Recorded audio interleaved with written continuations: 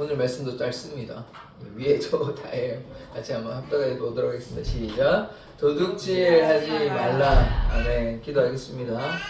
하나님, 우리가 하나님께 순종하며 뜻 따라 욕심 부리지 아니하며 하나님의 마음이 우리의 마음이 되기를 원하고 예수의 마음, 예수의 심장을 가진 자 그리하여 예수와 동행하는 인생 되게 하여 주시옵소서. 예수 그리스도의 이름으로 기도드립니다.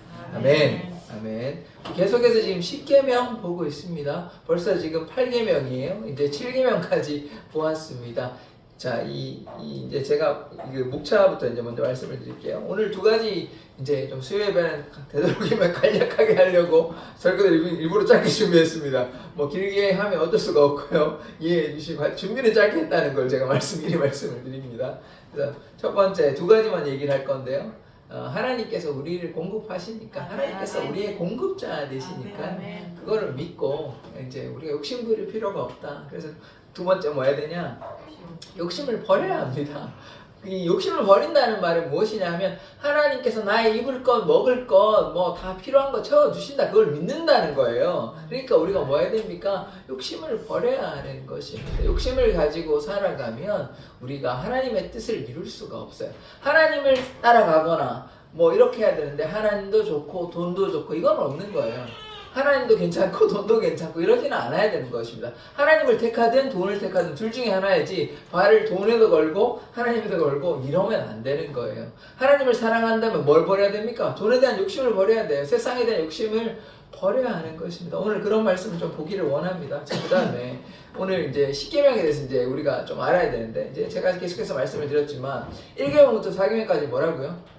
하나님과 인간과의, 그래서 이제 수직선이죠. 그 다음에 5계명부터 10계명까지가 뭡니까? 수평선이죠. 그러니까 수평선 그어보고 수직선 그어보고 뭡니까? 십자가죠. 그래서 제가 여러 번 말씀을 드렸는데 10계명은 모형입니다. 모형. 그럼 실제는 뭐냐? 예수 그리스도라는 것이에요. 그래서 이 10계명을 두 가지를 줄이면 뭡니까? 예수님께서 말씀하여 주셨는데 하나님을 사랑하고 이웃을 사랑하는 거예요. 하나님을 사랑하고 이웃을 사랑하는 거 십자가죠. 그래서 십자가의 그 사랑이 결국 예수를 통해서 나타났다 이 얘기를 하고 있는 것입니다. 우리가 구약적 관점으로만 봐서는 안 되는 것입니다. 신약시대에 왔잖아요. 예수님께서 오셨잖아요. 그래서 우리가 10계명을 이해할 때는 예수님의 관점으로 우리가 바라봐야 하는 것이에요. 그래서 하나님을 사랑하고 이웃을 사랑하는 자 되기를 원합니다. 자, 그 다음에 말씀을 보시면 그래서 오늘 이제 도둑질하게 되는 이 말씀을 좀 봐야 되는데 왜 도둑질을 하겠습니까? 왜 도둑질을 할까요?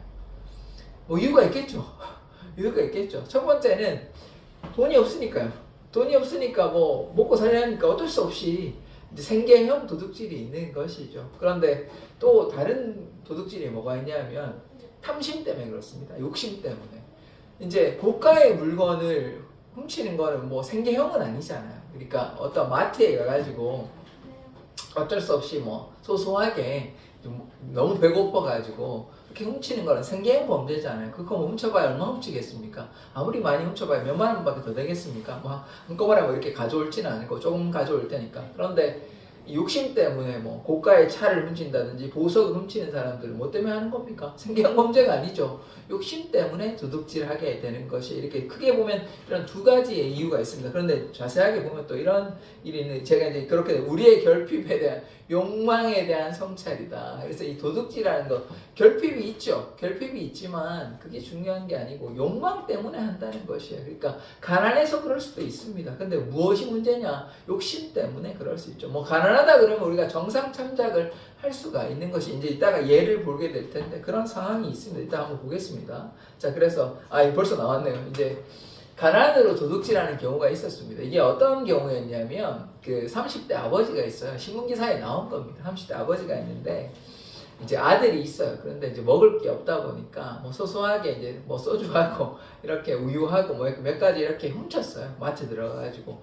그런데 이거를 들통이 났어요. 주인한테 들켰습니다. 그러면 주인이 어떻게 하겠습니까? 경찰 불러가지고 훔쳐갔다 이렇게 하지는 않았습니다. 그러니까 주인이 마음씨가 참 좋은 주인을 만나가지고 어떻게 됐냐면 그냥 필요한 물건을 그냥 줬어요. 공짜로 불쌍해가지고 그렇게 보냈습니다. 그러니까 이렇게 생계형 범죄가 있어요. 가난으로 인해서 물건을 훔칠 수밖에 없는 상황. 그래서 좋은 주인을 만나가지고 그렇게, 그리고 또 다른 사람은 또 돈을 좀 더 주기도 하고 이 소식을 좀 안타깝게 여겨가지고, 그래서 가난해서 도둑질하는 경우가 있죠. 가난해 어쩔 수 없어가지고. 물론 뭐 일을 하면 참 좋겠지만 뭐 어떤 상황인지는 잘 모르겠습니다. 일을 못하게 됐고 뭐 어떻게 할 수가 없는 상황에 너무 배가 고프니까 이제 뭐 훔치었다는 건데, 뭐 그럴 수 있죠. 그럴 수 있죠. 그런데 뭐 그것도 사실 안 하는 게 좋죠. 그런데 뭐 이런 가난해서 훔치는 경우가 있다는 것입니다. 자, 그 다음에, 그런데 이제 도둑질의 의미가 뭐냐면, 우리가 가난해서 하는 거는 좀 이해를 하더라도 다른 사람이 수고한 거를 강탈하는 겁니다. 다른 사람이 수고한 거. 이를테면 이제 예전에, 지금은 뭐 잘 그런 일이 없을 겁니다. 그런데 이제 제가 어릴 때만 해도 서리한다는 거 아시죠? 나무에 밭에 가가지고 막 이렇게 뭐 그런 걸 대수롭지 않게 여겼잖아요. 지금은 좀 뭐 다를 겁니다 아마. 그런데 그게 남이 이게 땀 흘려가지고 농사가 그냥 쉬운 게 아니잖아요. 그냥 뭐 씨만 뿌리면 알아서 크고가 아니잖아요. 이렇게 좀 돌보고 이렇게 하는 건데, 그 수고에 대한 그 수고를 그냥 자기는 뭐 아무것도 안 하고 무임승차한 거 아니에요. 그냥 몰래 그냥 과일을 따먹어 버리는 거니까 이렇게 서리하는 게 좋은 게 아니죠. 물론 뭐 그 당시에는 좀 이해하는 그런 문화도 있었긴 하지만, 그래서 우리가 도둑질은 남의 수고와 헌신에 대한 그 수고를 빼앗는 것입니다. 그 사람이 땀 흘려가지고 노동해가지고 그렇게 열매를 이제 키웠는데 그 열매를 그냥 낼름 먹은 거는 아무 수고 없이 그냥 따먹는 거잖아요. 그래서 수고에 대한 강탈이고, 그 다음에 또 뭐냐, 노동에 대한 부정인 것입니다. 그 사람이 헌신했잖아요. 열심히 일했잖아요. 근데 그거를 인정하지 않는 거예요. 그걸 빼앗는 것 아닙니까? 자기는 아무 노력 없이 그 물건을 빼앗아 버리면 안 되는 거잖아요. 누군가가 열심히 일을 해가지고 그렇게 무엇을 샀는데 그걸 훔쳐버리면 그 사람의 노동의 헌신에 대해서 부정하는 것 아닙니까? 그게 도둑질이라는 거예요. 또 뭐냐 하면 이웃에 대한 존중이 필요한 것입니다. 그 물건은 무엇입니까? 그 단순히 그 사람의 소유이기도 하지만 그 사람을, 그 이웃에 대해서 우리가 생각한다면, 그 사람, 그 소유주에 대해서 존중한다면 감히 그 물건을 훔칠 수 있겠습니까? 못 훔치죠. 그 물건이 그 사람한테 중요한 것이다, 값어치 있는 것이다, 뭐 작은 거라도 그 사람이 헌신을 해서 한 것인데 그 이웃에 대해서 존중하지 않으니까 너 이거 훔치면 되지 라고 생각하게 되는 것이에요. 그래서 이 마음 가운데는 얼마나 악한 마음이 있는 것입니까? 물론 아까 제가 말씀드린 것처럼 생계형 범죄는 그래도 좀 이해할 만합니다. 너무 뭐 가난하고 불쌍해서 어쩔 수 없어서 그렇게 한다면 좀 이해를 하는데, 그게 아니라 오늘 얘기하고자 하는 바는 욕심으로써 다른 사람의 수고한 것들을 아무런 꺼리낌 없이 훔친다는 게 있다는 것이에요. 그게 참 나쁜 겁니다. 도둑질이 그냥 뭐 대수롭지 않은 것 같아도 그렇지 않습니다. 그러니까요, 우리가 우리 하나님의 사람들이 그게 도둑질하는 일은 잘 없지만, 오늘 도둑질과 관련해서 또 욕심을 좀 바라본다면 좀 다른 시각에서 좀 이해할 수 있게 되는 것이에요. 그래서 도둑질의 의미가 이러하다는 것. 그래서 노동에 대해서, 또 그 노동의 가치에 대해서 부정하고, 또 그 노동을 한 그 사람에 대해서도 존중하지 않는 것이 도둑질이라는 것입니다. 자, 그 다음에 이제 아까 두 가지 말씀했잖아요. 첫 번째 이제 하나님께서 공급하신다는 것을 우리가 기억해야 하는 것이에요. 그래서 이 예가 있습니다. 광야에서 구름 기둥으로 불 기둥으로 만나도 주시고 메추라기도 주시고, 만나기 과자 같은 거 있잖아요. 그것도 꿀과자 같은 거 그것도 주시고, 메추라기 고기도 주셨잖아요. 그래서 하나님께서 출애굽한 백성만 책임져 주시는 것 아닙니다. 우리도 책임져 주셔요. 어떻게 하면요, 하나님의 뜻 가운데 가면 우리의 의식주를 해결해 주신다, 일용할 양식을 채워 주신다고 약속하셔 주셨기 때문에 하나님께서 우리의 공급자 되신다는 것을 잊지 마십시오. 그러면 우리의 삶에 우리가 필요한 게 있잖아요. 우리가 뭐 욕심 부리는 게 아니라 우리가 때때로 필요한 것이 있을 때 하나님께 구하면 하나님께서 채워 주신다는 것입니다. 그런데 우리가 이따가 또 말씀을 드리겠지만 욕심으로 구하면 하나님께서 당연히 안 주시죠. 그것은 우리가 이를테면 어떤 차가 있으면 되는데 우리가 뭐 어떤 뭐 3억이나 되는 굉장히 고가의 차를 달라 그러면 상표를 내면 벤틀리 같은 거 있습니다. 3억 정도 하거든요. 그거 달라 그러면 하나님 주시겠습니까?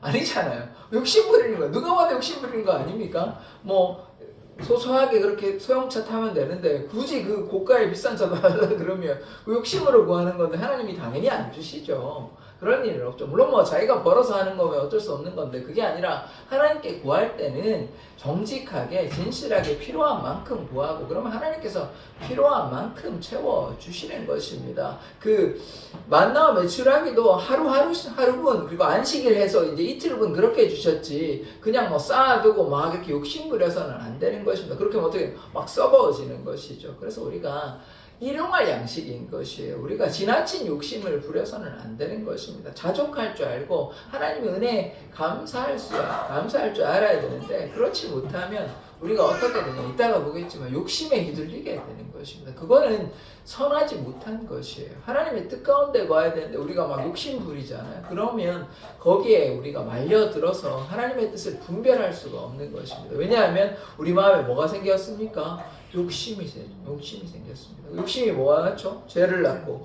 욕심이 죄를 낳고 죄가 뭘 낳습니까? 사망을 낳기 때문에 욕심이 결국 어디로 간다는 것입니까? 사망을 낳기 때문에 우리가 자제해야 되는 것입니다. 절제해야 되는 것이에요. 성령의 은사는 절제가 필요한 것입니다. 욕심을 부려서는 안 되는 것이에요. 그래서 하나님께서 공급하신다는 이 장면 한번 보기를 원합니다. 자, 느헤미야 9장 10절의 말씀입니다. 같이 한번 읽어보도록 하겠습니다. 시작. 주께서는 주의 크신 긍휼로 그들을 강야에 버리지 아니하시고 낮에는 구름 기둥이 그들에게서 떠나지 아니하고 길을 인도하며 밤에는 불 기둥이 그들을 갈 길을 비추게 하셨사오며 아멘. 하나님께서 우리를 돌보아 주신다는 것입니다. 구름 기둥으로 낮에는 구름 기둥으로 밤에는 불 기둥으로 하나님께서 이 영광 가운데 우리 가운데 함께 하셔서 돌보아 주신다는 거예요. 우리가 하나님이 우리 눈에는 지금 당장 보이지 않을지언정 보이지 않는 하나님이 여러분의 삶 가운데 함께 하신다는 것을 믿어야 하는 것입니다. 그분이 어떤 하나님이냐? 우리의 공급자가 되신다는 것이에요. 불기둥으로 구름기둥으로 인도하여 주시고 우리에게 필요한 것들을 하나님께 간구하면 하나님께서 그 기도에 응답하여 주시고 우리의 필요를 채워주신다는 것이에요. 그 약속을 하고 있는 것입니다. 그래서 우리가 하나님께 순종하고 하나님과 함께 한다면 하나님께서 우리의 필요를 채워주신다는 것이에요. 그래서 뭐 걱정하지 마시고 염려하지 마시고 하나님께 간구해 보십시오. 하나님께서 분명히 하나님의 때에 필요한 것들을 채워주십니다. 그것들을 의심하고 불안해하고 걱정하면요 하나님의 역사는 나타나지 않는 것이죠. 그런데 필요한 조건은 있습니다. 아까도 제가 말씀드렸죠. 필요한 건 요만큼인데 막 부풀려가지고 이만큼 달라 그러면 하나님 안 주십니다. 그렇게 해서는 안 되는 거고 필요한 만큼 달라 그러면 또 하나님께 더 채워주실 수도 있는데 이미 목표를 이만큼 사실 요만큼밖에 안 필요한데 이만큼 달라 그러면 욕심 부리는 거죠. 그래서 우리의 필요한 만큼 정직하게 하나님께 달라고 하면 하나님께서 채워주십니다. 아무것도 염려하지 말고 모든 일에 기도와 간구로 감사함으로 하나님께 아뢰면 하나님께서 우리의 기도를 들으시고 채워주시는 것입니다. 그래서 염려하고 걱정하지 마시고 염려하고 걱정을 주님께 맡기고 하나님께 순종하면 하나님께서 우리의 인생을 돌보아 주신다는 큰 은혜가 있는 것입니다. 자, 그 다음 말씀 한번 보기를 원합니다. 출애굽기 12장 35절에 36절의 말씀인데요. 한번 같이 보도록 하겠습니다. 시작. 이스라엘 자손이 모세의 말대로 하여 애굽 사람에게 은금 패물과 의복을 구하매 여호와께서 애굽 사람들에게 이스라엘 백성에게 은혜를 입히게 하사 그들이 구하는 대로 주게 하심으로 그들이 애굽 사람의 물품을 취하였더라. 아멘. 이 실제로 나타난 일입니다. 어떤 일이 있었냐면 이스라엘 백성이 출애굽하였죠. 그런데 출애굽하면 뭐 종인데 뭐 있겠습니까? 뭐 가진 게 별로 없죠. 그런데 어떤 일이 생겼냐면 하나님께서 이 이집트 사람에게 어떤 마음을 줘가지고 이스라엘 백성을 굉장히 좋게 보는 마음이 이집트 사람에게 생긴 거예요. 그러니까 뭘 줬냐 하면 은금도 주고 옷도 주고 폐물도 주고 이렇게 하는 일들이 생겨난 것입니다. 그래서 두 번째 줄에 보시면 애굽 사람에게 은금 폐물과 의복을 구하였다. 다른 말로 이집트 사람이 애굽 사람이 이스라엘 사람에게 은금도 주고 옷도 주었다는 것입니다. 뭐 그냥 값싼 옷 준 것 아니에요. 필요한 것들을 다 주었다는 것이에요. 이게 왜 그러냐면 여호와께서 이스라엘 백성에게 은혜를 입히게 하사. 그래서 하나님께서 역사하시면 불과 이렇게 하기 전에는 10가지 재앙으로요. 이집트 백성이 뭐 재앙 가운데 거했지만 바로가요. 이스라엘 백성을 안 보내주려고 했습니다. 그러니까 이런 일은 상상도 할 수 없었던 일이에요. 그런데 하나님께서 역사하시니까 그 전에 또 뭐였습니까? 이스라엘 백성은 그냥 편하게 살았어요. 이집트에서 뭐 놀러 다니면서 뭐 자기가 원하는 대로 하고 살았습니까? 아니에요. 오랜 기간 동안 종로로 됐습니다. 종으로 살았어요. 그래서 벽돌 만들어가지고 뭐 건물 짓고 이런 일을 했다는 것입니다. 그래서 또 모세가 오니까 풀도 안 준다 그래가지고 바로가 그냥 풀까지 구해가지고 같이 그거 해가지고 오만 고생 다 했거든요. 그런데 어떻게 바뀌었습니까? 그 고생 끝에 그들이 신음하고 하나님께서 들으시고 모세를 통하여 하나님의 역사가 나타나고 그들을 빈손으로 보낸 것이 아니라 공급하시는 하나님이 그들의 필요한 은금, 폐물과 의복, 옷을 주었다는 것입니다. 하나님께서 하시면 이것이 다 가능하다는 거예요. 그러면 하나님께서 이집트의 백성의 마음을 바꿔서 이렇게 했다는 것은 하나님께서 사람을 하시든 어떤 초자연적인 방법을 하시든 만나와 맥주라를 주시든 하나님께서 하시면 가능하다는 것입니다. 그래서 우리가 무엇을 입을까, 무엇을 마실까 이렇게 염려하지 말고 우리의 염려를 주님께 맡기면 주님께서 우리의 인생을 돌보아 주신다는 것을 우리가 꼭 기억하기를 원합니다. 그래서 첫 번째 우리가 정리해야 될 것은 무엇이냐면 여호와께서 하나님께서 공급하시는 하나님이시다. 그러니까 우리의 염려와 걱정을 내려놓고 주께 간구하십시오. 그러면 주님께서 우리의 필요를 채워주신다는 것입니다. 그 하나님이 우리와 함께 하신다는 것입니다. 이제 그 다음 말씀을 보기를 원합니다. 두 번째 제가 뭐라고 말씀을 드렸냐면 욕심을 버려야 한다고 말씀을 드렸어요. 왜냐하면 하나님께서 공급하여 주시니까요. 그래서 우리가 뭐 필요해서 어쩔 수 없는 거는 하나님께서 다 채워주신다는 것입니다. 그리고 하나님께 믿음으로 나아가십시오. 반드시 채워주십니다. 그런데 또 다른 말씀을 좀 드리자면 우리도 좀 베푸는 자가 되어야 되는 거예요. 그러니까 제가 베푼다는 게 여러분이 막 돈이 엄청 많아가지고 베풀라 이런 뜻이 아니고 자기가 뭐 제가 몇 차례 말씀을 드렸지만 과거에 두 랩돈 하면요 그거 지금 현재 바꾸면요 가치로 하면 한 2, 3천 원 정도밖에 안 될 겁니다. 그런데 그거 다 낸 거예요.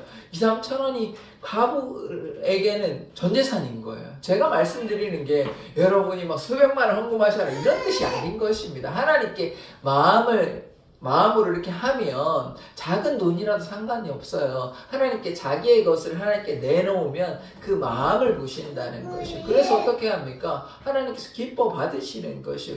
여유가 있는 사람들은 그것보다 훨씬 더 많은 돈을 헌금했는데 예수님께서 뭐 칭찬을 전혀 안 하십니다. 오히려 과부의 사실 소액에 불과함에도 불구하고 두 랩돈에 대해서 칭찬하는 것이에요. 그러니까 하나님께서 우리의 마음을 보시는 것이에요. 그래서 제가 무슨 말씀을 드리냐면 우리의 것이 다 우리의 것이 아니라고 생각해야 되는 것입니다. 하나님께서 주신 것이에요.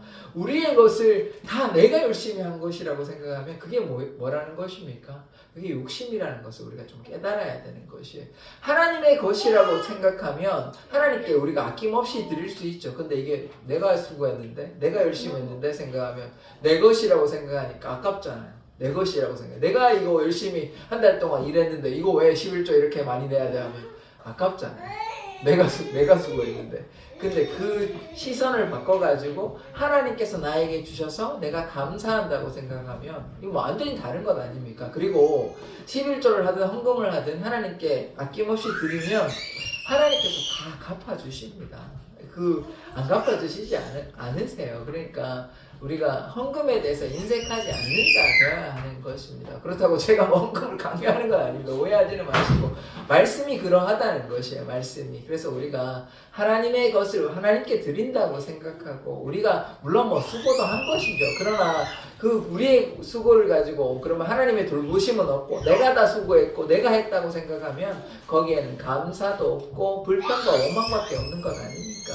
하나님께 주신 은혜에 감사해서 그렇게 하는 그런 삶이 되어야 하는 것이죠. 그래서 우리가 탐심을 버려야 되는 것입니다. 이제 이따가 말씀을 보겠지만 탐심은 뭐냐면 우상 숭배인 것입니다. 한번 보기를 원합니다. 자, 골로새 3장 5절의 말씀인데 같이 한번 읽어보도록 하겠습니다. 시작. 그러므로 땅에 있는 지체를 죽이라. 곧 음란과 부정과 사욕과 악한 정욕과 탐심이니 탐심은 우상 숭배이니라. 아멘. 뭐 다른 거는 오늘 중요하지는 않으니까요. 다른 뭐 여러 가지 뭐 땅에 있는 욕심 뭐 잘못된 죄악들을 다 내려놓아야 되는데 오늘 말씀에서 우리가 기억해야 되는 것은 탐심은 뭐라고요? 우상 숭배라는 것입니다. 욕심 부리는 게 곧 우상 숭배예요. 그러니까 그만큼 악하다는 것입니다. 사실 뭐 욕심하고 우상 숭배하고 좀 우상 숭배가 심각한 것이지 욕심이 뭐 우상 숭배까지야? 라고 생각하실 수 있지만 그게 아니라는 것이에요. 욕심은 결국 누구를 향하는 것입니까? 하나님을 향하는 거예요? 아니죠. 나의 욕심을 쫓아가니까 이건 누구의 생각이겠습니까? 하나님의 생각은 절대 아니죠. 뭐 인간적으로 봤을 때 그냥 나의 생각에 불과한 것이라고 볼 수 있지만 그게 아니고요. 사단에게 가는 지름길인 것입니다. 욕심은 누가 우리에게 유혹하는 것입니까? 사단이 주는 마음이라는 것이에요. 그러니까 결국 어디로 가는 거라는 거냐면 우상 숭배하게 되는 사단의 유혹에 넘어간다는 것입니다. 그러니까 욕심을 가볍게 여겨서는 안 되는 것입니다. 아, 욕심이 우상 숭배까지 가게 되는구나. 다른 말로 우상 숭배하면 어떻게 되죠? 하나님으로부터 떠나게 되는 것 아닙니까? 하나님과 떨어져서 자기 마음대로 살게 된다는 것이 욕심을 따라간다면 그래서 우리가 욕심을 구해서는 안 되는 것입니다. 왜냐하면 욕심이 우상 숭배가 되기 때문입니다. 자, 그 다음 말씀 한번 보기를 원합니다. 히브리서 13장 5절의 말씀인데 같이 한번 읽어보겠습니다. 시작. 돈을 사랑하지 말고 있는 말을 족한 줄로 알라. 그가 친히 말씀하시기를 내가 결코 너희를 버리지 아니하고 너희를 떠나지 아니하리라 하셨느니라. 아멘. 자, 보십시오. 돈을 사랑하지 말고 어떻게 하랍니까? 있는 바를 족한 줄로 여기라. 그래서 하나님께서 우리에게 필요한 것들을 채워주시니까 거기에 감사하고 이제 자족하고 이렇게 해야 돼. 만족하는 삶을 살아야 되는데 우리가 뭐 그렇지 못할 때가 많이 있죠. 하나를 가지면 둘을 가지고 싶고 둘을 가지면 또 셋을 가지고 싶고 심지어 10개 가져도 한 개 더 가지고 싶은 게 인간의 마음인 것입니다. 그래서 본능을 쫓아가면 욕심을 절대로 벗어버릴 수 없는 것이에요. 그런데 성령을 쫓아가면 하나님을 쫓아가면 어떻게 됩니까? 절제할 수 있게 되는 것이에요. 그래서 우리가 욕심을 내려놓아야 되는 것입니다. 돈을 사랑하고 하나님을 사랑할 수는 없는 것이에요. 하나님을 사랑한다면 돈에 대한 욕심은 내려놓아야 하는 것입니다. 그런데 여전히 돈에 대한 욕심을 버리지 아니하면 안 되는 것이죠. 그런데 우리가 하나님께 맡기고 의지하면 어떻게 됩니까? 그가 친히 말씀하시기를 내가 결코 너희를 버리지 아니하고 너희를 떠나지 아니하리라. 아까 첫 번째 뭘 봤습니까? 하나님께서 우리와 함께 하시고 우리의 필요를 공급하여 주신다. 함께 하여 주신단 말을 하나님께서 그냥 뭐 옆에 보시고 아 그래 수고한다. 그렇게 격려만 하신다는 겁니까? 아니 그냥 말만 하신다는 겁니까? 아니요. 우리의 인생을 책임져 주신다는 말씀인 것입니다. 우리가 어떻게 하면요. 돈을 사랑하지 않고 욕심을 내려놓고 주님을 섬기면 주님 따라가면 우리의 인생을 돌보아 주신다는 것입니다. 우리가 이미 보았잖아요. 구약 백성이 출애굽 백성이 나왔는데 뭐 아무것도 없잖아요. 종인데 뭐가 있습니까? 나왔는데 은금 패물도 주고 의복도 주고 했다는 것입니다. 그러니까요. 하나님께서 우리의 필요를 채워주시니까 우리가 돈에 대한 욕심은 부리지 않는 자 되기를 원합니다. 그 다음에 말씀을 보면 오늘 말씀 다 본 것 같은데요. 다 봤습니다. 그래서 우리가 오늘 이제 도둑질 하지 말라라는 것인데 뭐 사실 뭐 오늘 성도님 가운데 도둑질하는 분은 없으실 거 아닙니까? 이제 뭐 한 분이라도 계시면 제가 또 얘기를 할 텐데 그런 분은 없으실 거고 오늘 도둑질 하지 말라는 말씀보다는 욕심 부리지 않는 자 되어야 하는 것이에요. 욕심은 아까 탐심은 우상 숭배라고 말씀하셨으니까 우리가 하나님의 뜻 가운데 거하면서 돈에 대한 욕심을 부리지 않아야 돼. 이거 뭐 단순히 돈뿐만 아니라 헛된 세상 바라보고 우리가 세상을 바라보면요, 인간적인 생각을 하면요, 끝도 없습니다. 끝도 없습니다. 남들은 이거 하는데 나는 뭐 할까 이 생각하면요, 뭐 좀 힘들지 않습니까? 답답하지 않습니까? 저는 잘 나가는데 나는 이렇다고 생각하면. 근데 우리가 거기에 목적을 두어서는 안 되는 것이죠. 우리의 소망이 어디에 있습니까? 이 땅에 있습니까? 우리 이 땅에 무명양생해가지고 잘 먹고 잘 살고 좋은 음식 먹고 뭐 좋은 집에 살고 좋은 차 타고 좋은 여행하고 뭐 이러는 게 우리의 삶의 목적이 되어서는 안 되잖아요. 물론 뭐 여행하시는 걸 제가 하지 말라고 말씀드리는 것이 아니라 그것이 목적이 되어서는 안 되는 것이죠. 우리의 소망이 어디에 있습니까? 하늘에 있지 않습니까? 우리가 영원에 대한 소망이 있는 것이죠. 우리가 구원받는다는 그 구원의 확신을 가지고 예수님과 동행하는 삶을 살아갈 때에 그때 우리의 구원이 있고 그래서 우리가 영생복락 누리는 것 아닙니까? 그런데 그런 것을 생각하지 않고 그냥 돈에 대해서 탐욕하고 그리고 뭐 다른 거 이런 거 저런 거 나도 하고 싶다 나도 하고 싶다 자꾸 그렇게 하면 결국 하나님으로부터 멀어지게 된다는 것입니다. 그러면 그 사람이 나중에 죽어서 영생을 누릴 수 있겠습니까? 욕심 따라갔는데요. 우상숭배했는데 할 수 없죠. 불가능한 것 아닙니까? 그래서 하나님과 함께 하기 위해서 뭐 해야 된다는 것입니까? 욕심을 내려놓아야 된다는 것이에요. 왜냐하면 욕심을 내려놓으면 하나님께서 우리의 필요를 채워주신다는 것입니다. 하나님께서 우리의 인생을 돌보아 주신다는 것이에요. 그것을 경험할 수 있다는 것이에요. 그래서 하나님께 우리의 필요를 맡기면 돼요. 문제 가운데 좌절하지 마시고 우리의 문제를 해결해 주십시오. 우리의 물질의 필요를 채워주십시오. 욕심으로 기도하는 거 아니지 않습니까? 우리가 필요하니까 하나님께 기도하는 거잖아요. 그러면 하나님께서 초자연적인 방법으로도 채워주시고 아니면 사람을 통하여도 채워주시고 이런 간증들 많습니다.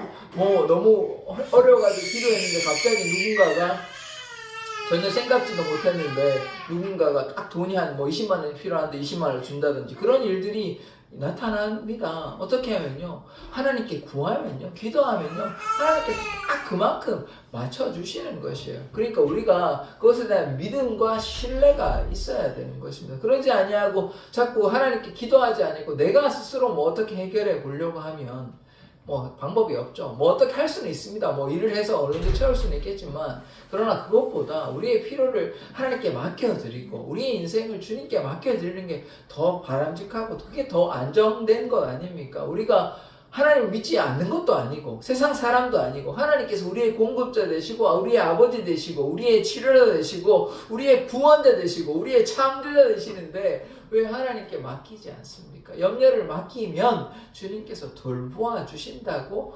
약속하여 주셨습니다. 그러므로 우리가 세상 가운데 여러 가지 어려움이 있잖아요. 오늘 뭐 도둑질뿐만 아니라 뭐 욕심뿐만 아니라 육신의 질병도 있고 또 관계적인 어려움도 있고 재정의 어려움을 당할 때도 있잖아요. 그럴 때 어떻게 하라는 겁니까? 하나님께 맡기시고 간절하게 그것을 위해서 기도해 보시라고요. 그러면 하나님께서 채워주시는 것입니다.